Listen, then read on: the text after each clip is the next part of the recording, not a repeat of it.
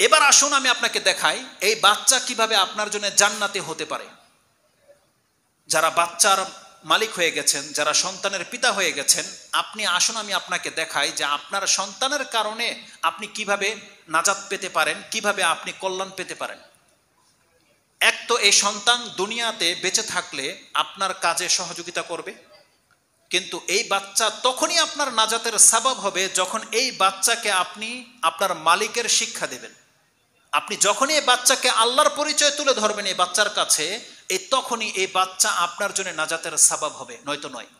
রাসূলুল্লাহ সাল্লাল্লাহু আলাইহি ওয়াসাল্লাম কি বলেছে, কোন বাচ্চা যদি সৎ হয়, রাসূল সাল্লাল্লাহু আলাইহি ওয়াসাল্লাম বলেছেন ইযা মাতাল ইনসানু ইনকাতা আনহু আমালুহু। এই হাদিস আমরা প্রত্যেকে জানি যে কোনো ব্যক্তি যখন মারা যায় তখন তার সমস্ত আমল বন্ধ হয়ে যায় ইলা সালাসাতিন।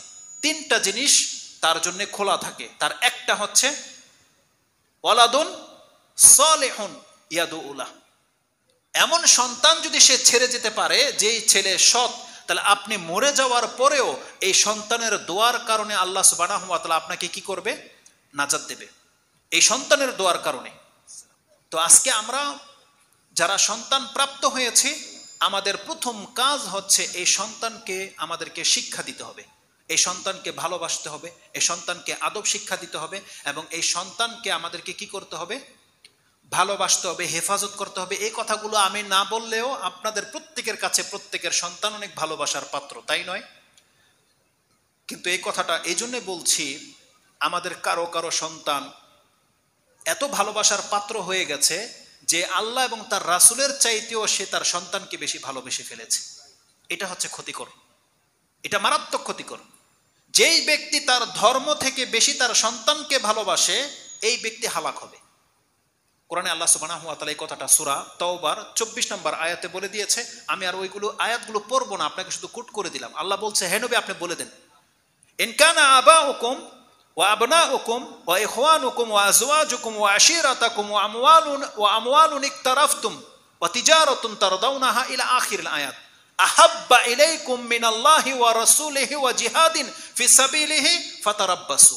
আল্লাহ বলছেন, তোমার সন্তান সন্ততি, তোমার পিতামাতা, তোমার ভাই, তোমার স্ত্রী, তোমার প্রপার্টি, তোমার বিজনেস যদি আল্লাহ, তার রাসূল এবং তার দিন থেকে এবং আল্লাহর পথে জিহাদ করা থেকে বেশি পছন্দনীয় হয়ে যায়, তাহলে তুমি অপেক্ষা করো, আমিও তোমার জন্য ব্যবস্থা করে রেখেছি।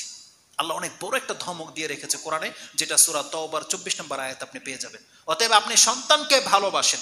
রাসূল আমাদেরকে ভালোবাসা শিক্ষা দিয়েছে সন্তানকে ভালোবাসতে হবে, কিন্তু সেই ভালোবাসা আপনার আল্লাহ, তার রাসূল এবং তার দিন থেকে যেন বড় না হয়। আজকে আমরা কিভাবে সন্তানকে বেশি ভালোবাসি?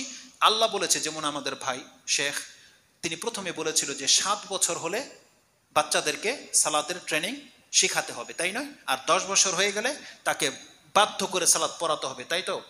কিন্তু আপনি সন্তানকে এত বেশি ভালোবাসেন, ঘুমিয়েছে রাত 12টায় শীতের দিন, আপনার সন্তানের দিকে তাকাইলে ওই কথার মনে থাকে না। আপনি যে দায়িত্বশীল, আপনাকে যে রাসূল বলেছে তার 10 বছর হলে তাকে সালাত পড়াতে হবে, তখন ওই কথাটা আপনার কাছে বেশি প্রাধান্য পায় না। তখন আপনার চোখ বেশি প্রাধান্য পেয়ে যায় যে বাচ্চাটা ঘুমিয়ে গেছে, ওকে কি এখন উঠাবো? তার মানে জেনে নেন, এই ভালোবাসা ওকেও ডুবিয়েছে, আপনাকেও ডুবাবে। আপনার ভালোবাসা যেন এই পর্যন্ত না পৌঁছে, বরং আপনি দেখবেন আপনার ঘর থেকে কিভাবে দিন নষ্ট হয়ে যাচ্ছে, সেখানে আপনাকে শক্ত ভূমিকা পালন করতে হবে। আপনার বাচ্চা বাম হাতে খাচ্ছে আর আপনি তাকে বাধা দেবেন না, এটা ভালোবাসা নয়, বরং এটা হচ্ছে আপনার শিথিলতা, এটা হচ্ছে আপনার অজ্ঞতা। অতএব বাচ্চাকে ভালোবাসতে হবে। রাসূলুল্লাহ সাল্লাল্লাহু আলাইহি ওয়াসাল্লাম হাসান হোসেনকে যখনই পেতেন জড়িয়ে ধরে চুমা খেতেন। এটা হচ্ছে তার দয়া, বাচ্চার প্রতি ভালোবাসা। কিন্তু রাসূলুল্লাহ সাল্লাল্লাহু আলাইহি ওয়াসাল্লাম সেই বাচ্চাকে আমাদেরকে বলেছে 7 বছর হলেই তাকে সালাতের শিক্ষা দিতে বলা হয়েছে, এবং 10 বছর হলেই তাকে সালাতের জন্য বাধ্য করতে বলা হয়েছে, এবং বলেছেন তাদের বিছানাগুলোকে আলাদা করে দাও। এটা আমাদের অত্যন্ত জরুরি। আমাদেরকে বাচ্চাকে হেফাজত করতে যে জিনিসগুলো লাগবে, তার একটা হচ্ছে তার রব সম্পর্কে জ্ঞান দিতে হবে, একটা হচ্ছে তাকে তার যেন কোনো ক্ষতি না হয়ে যায় সেই ক্ষেত্রে নজর রাখতে হবে। যেমন সন্ধ্যার সময় তাদেরকে ছাড়া যাবে না, যেমন এমন কোনো বিপজ্জনক ডিভাইস তাদের হাতে তুলে দেওয়া যাবে না যাদের চরিত্র নষ্ট হয়ে যাবে। তাদেরকে এমন কোনো জায়গায় নিয়ে যাওয়া যাবে না যেখানে গেলে তাদের চরিত্র খারাপ হয়ে যেতে পারে, বা ছোটবেলায় এমন কোনো জায়গায় তাদেরকে একা ছাড়া যাবে না যেখানে পুকুর ঘাট আছে, তাকে সেভ করতে হবে। তাহলে সেভ করতে হবে তাকে বাহ্যিকভাবে, সেভ করতে হবে তাকে আভ্যন্তরীণভাবে। আভ্যন্তরীণভাবে তাকে কিভাবে সেভ করবেন? তাবিজ দিয়ে না। আল্লাহ আমাদেরকে শিক্ষা দিয়েছে কোরআন এবং হাদিস। রাসূল সাল্লাল্লাহু আলাইহি ওয়াসাল্লাম বলছেন প্রত্যেকটা বাচ্চাকে আপনি শিক্ষা দেবেন সর্বপ্রথম কি? যদি আপনি আপনার বাচ্চাকে কোরআন শিক্ষা দেন, আপনি সর্বপ্রথম কোন সূরা আপনার বাচ্চাকে শিক্ষা দিবেন বলেন তো দেখি? ইখলাস। আপনি কি বলেছিলেন প্রথম? তো ঘুরে গেলেন কেন? আস্থা নাই কথার উপরে? সর্বপ্রথম কোরআন থেকে যদি আপনার বাচ্চাকে কোনো কিছু শিক্ষা দিতে হয় সেটা হবে সূরা ফাতিহা। কেন? কারণ সূরা ফাতিহা ছাড়া সালাতই হয় না। তার মানে একটা বাচ্চা 7 বছর হওয়ার আগেই যেন সূরা ফাতিহা মুখস্থ হয়ে যায়। আর শুধু কি তাই, সূরা ফাতিহার মধ্যে আল্লাহর প্রশংসা নাই? আল্লাহর কাছে সব থেকে বড় দোয়া আছে, ইহদিনাস সিরাতাল মুস্তাকিম, আল্লাহ আমাকে সিরাতাল মুস্তাকিমের পথ দেখান। তারপরে সূরা ফাতিহার একটা নাম হচ্ছে সূরাতুশ শিফা, সূরাতুর রুকিয়া। এগুলো হচ্ছে বাচ্চাকে প্রোটেক্ট করবে, আপনার বাচ্চাকে সূরা ফাতিহা। এটা প্রথম আমাদের উচিত, কারণ আমাদের সালাতের রুকুন হচ্ছে সূরা ফাতিহা। এই জন্য সর্বপ্রথম প্রত্যেকটা বাচ্চাকে সূরা ফাতিহা মুখস্থ করাতে হবে, প্রত্যেকটা বাচ্চাকে। তারপরে আপনি দোয়ার মধ্যে শিখাবেন রাসূল সাল্লাল্লাহু আলাইহি ওয়াসাল্লামের প্রতি সালাত সালাম, যে কিভাবে রাসূল সাল্লাল্লাহু আলাইহি ওয়াসাল্লামের প্রতি সালাত সালাম পাঠ করতে হয়। দোয়া দুরূদ ইব্রাহিম, যেটাকে আমরা চিনি, আল্লাহুম্মা সাল্লি আলা মুহাম্মদ ওয়া আলা আলি মুহাম্মদ। কেন?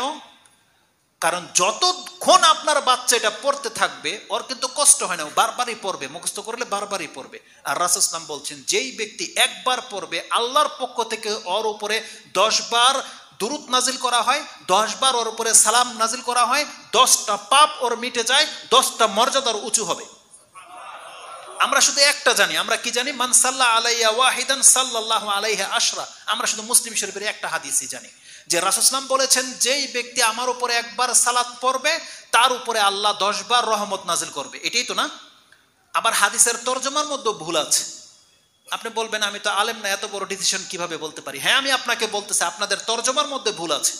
বরং ভুল বলবো না, যদি নাও বলি ঘাটতি আছে। জানেন কি ঘাটতি? আপনি ট্রান্সলেটটা কি করলেন? হাদিসে আছে মান সাল্লা আলাইয়া ওয়াহিদান সাল্লাল্লাহু আলাইহা আশরা। যেই ব্যক্তি আমার উপরে একবার দুরূদ পড়লো তাহলে আল্লাহ তার উপরে 10 বার দুরূদ নাজিল করলো। যদি আপনি ট্রান্সলেট করেন বাংলায় কি হবে? যেই ব্যক্তি আমার উপরে একবার সালাত পাঠ করলো আল্লাহ তার উপরে 10 বার সালাত নাজিল করবে। কিন্তু আপনি তরজমা কি করছেন? যেই ব্যক্তি আমার উপরে একবার সালাত পড়ে আল্লাহ তার উপরে 10 বার রহমত করে। 10 মিনিটের মধ্যে আমি আমার মূল বক্তব্যটা আপনার কাছে পেশ করি। সেটা কি বলেছিলাম? দেখেন, সন্তানকে নিয়ে বাড়াবাড়ি করবেন না। সন্তানকে নিয়ে বাড়াবাড়ি করার কারণে আপনি কিন্তু আপনার জান্নাত হারাবেন, জান্নাত হারাবেন। সব থেকে গুরুত্বপূর্ণ একটা কথা আমি আজকে বলে দিই। আজকের বক্তব্যটা যেটা উদ্দেশ্য করে আমি করেছিলাম, কোরআনের একটা আয়াত। আপনারা বহু আলেমের কথা শুনেছেন, আলহামদুলিল্লাহ, তারা যথেষ্ট জ্ঞানী। আজকে একটা আয়াত নিয়ে আমি আপনার কাছে কথা বলি, একটা আয়াত। এই আয়াতটা যে ব্যক্তি বুঝতে পারবেন তাহলে বাপ মার দায়িত্ব কি এটা আপনাকে আর বোঝাতে হবে না। কোরআনের একটা আয়াত রয়েছে সূরা বনী ইসরাইল 17 নম্বর সূরার 24 নম্বর আয়াত। তাতে আল্লাহ সুবহানাহু ওয়া তাআলা বলছেন, ওই আয়াতটা আমার মনে হয় সবাই জানেন। আপনারা যারা সন্তানদেরকে বাপমার দোয়া শিখান, কেউ কি বলতে পারেন সেটা বাপমার দোয়াটা কি? রাব্বিরহামহুমা কামা রাব্বায়ানি সাগীরা। এটা আলহামদুলিল্লাহ সবাই জানে, তাই না? তার মানে আমরা সবাই জানি এটা বাপমার জন্য দোয়া। কিন্তু এখানে কি বাপমার কর্তব্য সম্পর্কে কোনো কথা আছে? কিন্তু আমি দেখতে পাচ্ছি আছে। কি আছে? আলহামদুলিল্লাহ, অনেকটাই তাই। আল্লাহ দেখেন, আল্লাহ কিন্তু শব্দটাকে বিভিন্নভাবে শিখাইতে পারতো, কিন্তু আল্লাহ দোয়াটা কিভাবে শিখিয়েছে? আল্লাহ এখানে রব শব্দটা ব্যবহার করেছে। যে একজন বান্দা, একজন বাচ্চা বা একজন ছেলে তার রবকে বলবে রাব্বিরহামহুমা কামা রাব্বায়ানি সাগীরা। আল্লাহ তুমি আমার, আল্লাহ বলেনি আমার প্রতিপালক, হে প্রতিপালক, হে পালনকর্তা, তুমি আমার পিতামাতার প্রতি ওইভাবে রহম করো যেইভাবে ছোটবেলা থেকে তারা আমাদের উপরে রহম করে বড় করেছে। এটা দোয়া, ঠিক আছে না? এটা দোয়া। কি আছে রব? রব শব্দ মানে কি? রব মানে হচ্ছে লালন পালন করা। রবের মধ্যে কিন্তু অনেক কিছু শামিল। এই জন্যে গোলামের মালিক যারা, যারা গোলামের মালিক তাদেরকে আল্লাহ মালিক বলেছে এবং তাদের গোলামকে গোলাম বলেছে, আব্দ বলেছে। কিন্তু মালিককে বলেছে তুমি তোমার গোলামকে ইয়া আব্দি বলবা না, তুমি বলবা ইয়া ফাতায়া, ইয়া ওয়ালাদ, কিন্তু তুমি বলবা না ইয়া আব্দি, হে আমার গোলাম, এটা বলবা না, কারণ গোলাম আমরা সবাই কার? আল্লাহর। তো একটা মালিককে আল্লাহ শিক্ষা দিয়েছে, তুমি তাকে হে আমার গোলাম বলে ডাকবা না, তুমি বলবা হে আমার চাকর, হে আমার কর্মচারী, হে আমার ছেলে, বা এ আমার খাদেম, এদিকে এইভাবে বলবে, কিন্তু গোলাম বলবা না। তো তারপরেও ওই মালিককে আল্লাহ রব বলেছে। হাদিসের মধ্যে এটা আছে, যেই ব্যক্তি তার রব থেকে পালিয়ে যাবে, তার ফিরে আসা না পর্যন্ত তার কোনো ইবাদত কবুল হবে না। ওখানে রব শব্দটা রয়েছে, তাহলে মালিককে রব বলা হয়। এই আয়াতেও আল্লাহ সুবহানাহু ওয়া তাআলা পিতামাতাকে রবের মর্যাদা দিয়েছে। কেন? কারণ তারাও ছোট থেকে আমাদেরকে কি করে, একটা ছোট বাচ্চা থেকে এত বড় 5 ফিট 6 ফিট বানিয়ে ফেলেছে, তাদের মাধ্যমে হয়েছে, তাই নয়? করেছে তো আল্লাহই, কিন্তু খেদমত করেছে তারা। এই জন্য আরব ভাষায় কুকুরের, বিড়ালের, বানরের, পাখির, মাছের যিনি পালে তাকে মালিক বলা হয়, রব বলা হয়। আব্দুল মুত্তালিব কাবাঘর যখন ধ্বংস করতে এসেছিল, আব্রাহাকে তিনি এই কথাটাই বলেছিলেন। যখন আব্রাহা বলেছিল আমি কাবাঘরকে ধ্বংস করে দেব, এই আব্দুল মুত্তালিব বলেছিল যে তুমি কাবাঘর ধ্বংস করো কি করো, এটার মধ্যে আমি ইন্টারফেয়ার করব না, তুমি আমার উটগুলা ফেরত দাও। আব্রাহা বলছে তোমার মতন মন্দ লোক আমি আর দেখিনি, আমি তোমার দিন, তোমার ধর্মকে ধ্বংস করতে এসেছি, আর তুমি আসছো তোমার উট নিয়ে। তখন আব্দুল মুত্তালিব এই কথাটা বলেছিল, আব্রাহা তুমি ভালো করে শুনে রাখো, ইন্নী আনা রাব্বুল ইবিল, আমি হলাম এই উটগুলোর মালিক। রব, এখানে রব শব্দটা রয়েছে, ইন্নী আনা রাব্বুল ইবিল, আমি হলাম এই উটগুলোর মালিক, পালনকর্তা। ওয়া ইন্না লিল বাইতি রিব্বান, আর ওই ঘরেরও একটা মালিক আছে, সায়ামনাউহু, আমার দায়িত্ব আমার উটগুলোকে বাঁচিয়ে নেওয়া, আর ঘরের মালিকের দায়িত্ব ঘরকে বাঁচিয়ে নেওয়া। ইমান বোঝেন? ইমান, আল্লাহর প্রতি তাদের কতটা চমৎকার ইমান ছিল। আব্দুল মুত্তালিব বলছে, যাকে আমরা মুশরিক বলি, আল্লাহ সুবহানাহু ওয়া তাআলা সম্পর্কে এতটা তার বিশ্বাস ছিল, সে আব্রাহাকে বলছে আব্রাহা তুমি আমার উট ফেরত দাও, আমি উটের মালিক, তুমি উট দিলে আমি চলে যাবো। আর যে ঘর তুমি ভাঙতে এসেছো, ওয়াইন্না লিল বাইতি রিব্বান, সেই ঘরেরও একটা মালিক রয়েছে, সেই মালিকের দায়িত্ব কিভাবে তার ঘরকে হেফাজত করবে এটা তিনি ভালো করেই জানে, তুমি আমার উট দিয়ে দাও।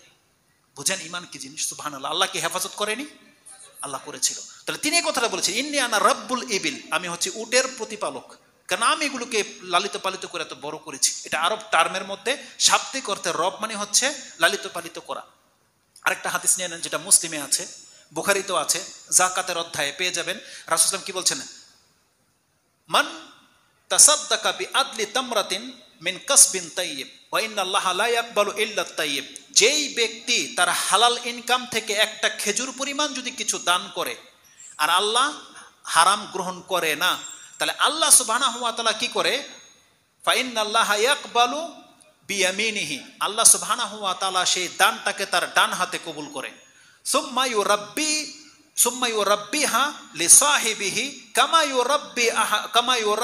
ইউরাব্বি আহাদাকুম ফালুওয়াহু আও কালুসাহু হাত্তা তাকুনা মিসলাল জাবাল আও আযামা। রাসূল সাল্লাল্লাহু আলাইহি ওয়াসাল্লাম বলেছেন, যেই ব্যক্তি একটা খেজুর পরিমাণ হালাল টাকার কিছু যদি কোনো ব্যক্তি দান করে, আল্লাহ সেই দানটাকে তার ডান হাতে গ্রহণ করে এবং কিয়ামত পর্যন্ত সেই দানটাকে আল্লাহ লালন পালন করতে থাকে।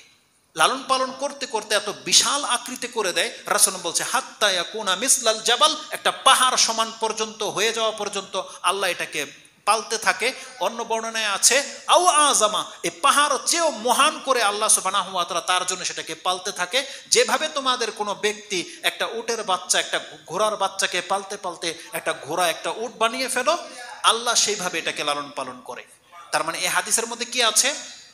লালন পালন করা। ইউরাব্বিহা, তোমরা যেভাবে একটা উটকে লালতে পালতে এত বড় করে ফেলো, তার মানে তাকে রব বলা হয়েছে, যেই ব্যক্তি লালন পালন করে। এবার দোয়াতে ফেরত আসেন। তার মানে প্রত্যেকটা পিতামাতার দায়িত্ব হচ্ছে বাচ্চাকে লালন পালন করা।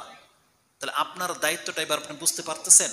আপনি তখনই দোয়ার হকদার হবেন যখন আপনি আপনার এই বাচ্চাটাকে লালন পালন করে বড় করবেন, যখন তার পেছনে আপনি মেহনত করবেন, যখন আপনি লালন পালন করে বড় করবেন, তখনই আপনি বলতে পারবেন আল্লাহর কাছে যে আমি ওকে লালিত পালিত করে বড় করেছি। আর তখনই সে দোয়ার বেনিফিটটা কি পাবেন, যে যত উত্তম করে আপনার সন্তানকে আপনি লালন পালন করবেন, দোয়ার রেজাল্টও উত্তমভাবে আপনার প্রতি প্রতিফলিত হবে। কারণ সন্তান যখন বলবে রব্বির হামহুমা কামা রাব্বায়ানি সাগীরা, আল্লাহ আমার পিতামাতার প্রতি তুমি ওইভাবে রহম করো যেইভাবে তারা ছোটবেলায় আমাদের উপরে করেছে। অতএব কোনো পিতামাতা যদি তার সন্তানের উপরে রহমতটা অঢেল করে, তার জীবনের সর্বপ্রচেষ্টা দিয়ে সন্তানকে মানুষ করে, তাহলে এই সন্তান যেদিন তার মুখ থেকে বলবে আল্লাহ তুমি আমার পিতামাতাকে ওইভাবে রহম করো, তাহলে আল্লাহ আপনাকে ওইভাবে রহম করবে। তাহলে এই আয়াতটার মধ্যে প্রত্যেকটা পিতামাতার দায়িত্ব কি এটা আল্লাহ উল্লেখ করে দিয়েছে, যে আমাদের দায়িত্ব আমাদের সন্তানদেরকে লালন পালন করে বড় করতে হবে।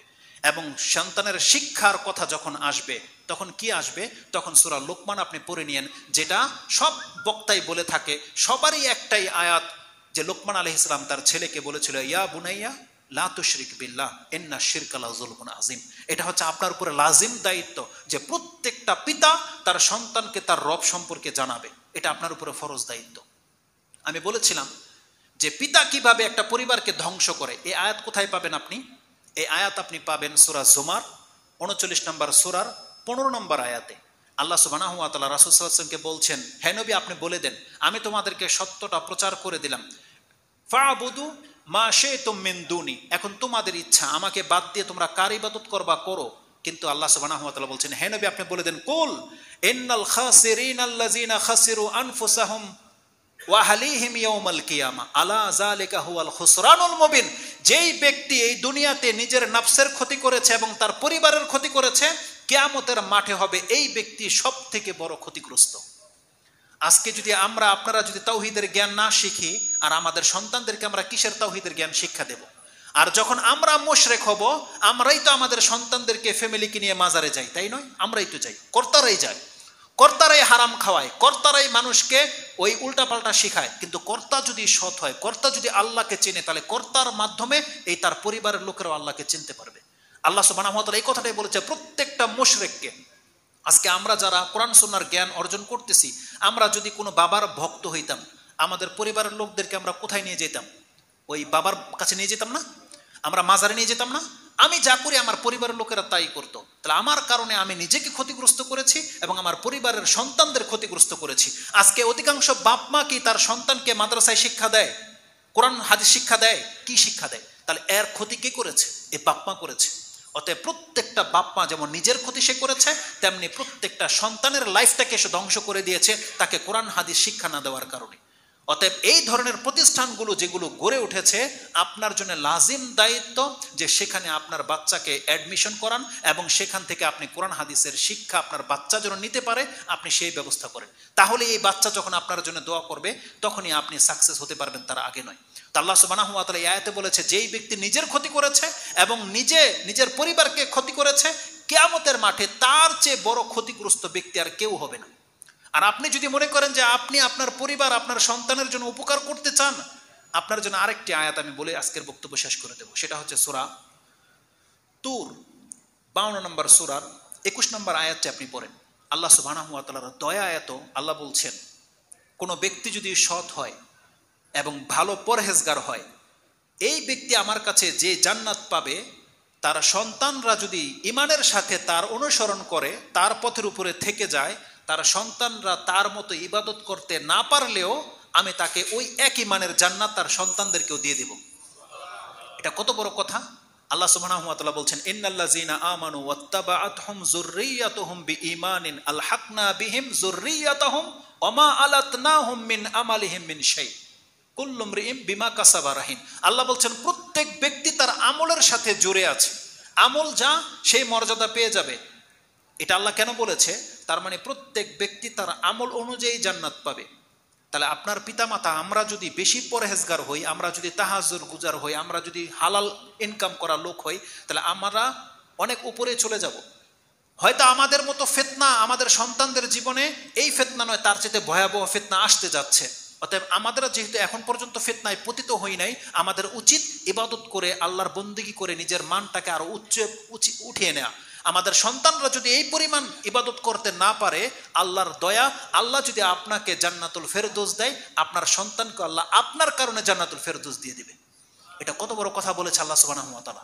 অতএব আমরা হলাম প্রত্যেকটা পরিবারের নাজাতের সাবাব, আমরাই হলাম প্রত্যেকটা পরিবারের ধ্বংসের মূল কারণ। এজন্য আমাদেরকে তাওহীদ শিখতে হবে, আমাদেরকে আল্লাহর বন্দেগী শিখতে হবে, আল্লাহর গোলাম হতে হবে এবং আমাদের সন্তানদেরকে, আমাদের স্ত্রীদেরকে আল্লাহর পথে ডাকতে হবে। তখনই কেবল একটা ব্যক্তি পারফেক্ট হবে, যেই ব্যক্তি কেবল তার কারণে তার পরিবারটাকে সে বাঁচাতে পারবে। আর এই কথাটি আল্লাহ সুবহানাহু ওয়া তাআলা বলেছে, ইয়া আইয়ুহাল্লাযীনা আমানু কু আনফুসাকুম ওয়া আহলিকুম নারা, তুমি তোমার নিজেকে বাঁচাও এবং তোমার পরিবারকে বাঁচাও। অতএব নিজে বাঁচতে হলে আপনাকে তাওহীদের জ্ঞান শিক্ষা করতে হবে, এবং আপনি যখন তাওহীদের জ্ঞান শিখবেন তখন এর মাধ্যমে আপনি আপনার পরিবারকেও বাঁচাতে সক্ষম হবেন। এ ছিল সংক্ষিপ্ত আলোচনা, বাকি বহু কথা এখানে রয়ে গেছে। আল্লাহ সুবহানাহু ওয়া তাআলা যতটুকু কথা বলেছি আল্লাহ যেন আমাদেরকে বোঝার এবং সে অনুযায়ী আমল করার তৌফিক দান করে। আল্লাহ সুবহানাহু ওয়া তাআলা যেন এই মজলিসকে কবুল করে নেয়, এবং যেই ভাই এই অনুষ্ঠানটা করিয়েছে, যার শ্রম, যার অর্থ খরচ হয়েছে, এবং এই দায়িত্বে যারা যারা নিয়োজিত ছিল, আল্লাহ প্রত্যেককে যেন কবুল করে নেয়। আল্লাহ যেন আমাদেরকে অন্তত আল্লাহ সুবহানাহু ওয়া তাআলা নাজাতের পথে টিকে থাকার এবং আমাদের পরিবারদেরকে নাজাতের পথে এনে দেওয়ার এই তৌফিক যেন আল্লাহ আমাদেরকে দান করে। এবং বিশেষভাবে আমরা ওই ভাইয়ের জন্যে, মোক্তার মণ্ডল সাহেব, তার বাবা মা এবং তার শ্বশুর শাশুড়ির জন্য দোয়া চেয়েছেন। আমরা অন্তর থেকে দোয়া করি, আল্লাহ আমাদেরকে, আমাদের পরিবারকে এবং এই ভাইয়ের পিতামাতা, তার শ্বশুর শাশুড়ির জন্য আল্লাহ তুমি নাজাতের জারিয়া হয়ে যাও। এই খেদমতকে আল্লাহ সুবহানাহু ওয়া তাআলা তুমি কবুল করে আমাদেরকে তুমি ক্ষমা করে দাও।